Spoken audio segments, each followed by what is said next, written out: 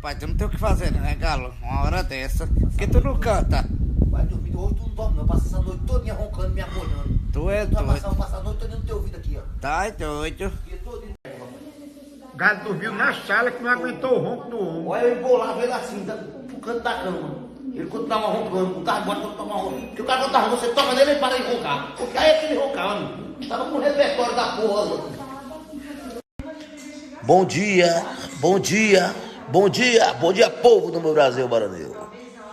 Vamos embora voltar pro meu Pernambuco. Sair daqui de Rio Grande do Norte, voltar pra minha cidade, Lagoa do Carro, que eu amo. Pra minha cidade, pra todo mundo da minha cidade, pros meus amigos aí, ó. Beijão do Galo. Daqui a pouco eu tô chegando na Lagoa do Carro, hein? Lá no Bar de Acapulco. Dar uma volta por lá pro Lagoa do Carro, dar uma volta na casa dos meus amigos, lá no Bar do Peixe, tomar um banho de piscina. Vamos embora daqui a pouco. Lagoa do Carro, meu amor, daqui a pouco eu tô chegando, hein?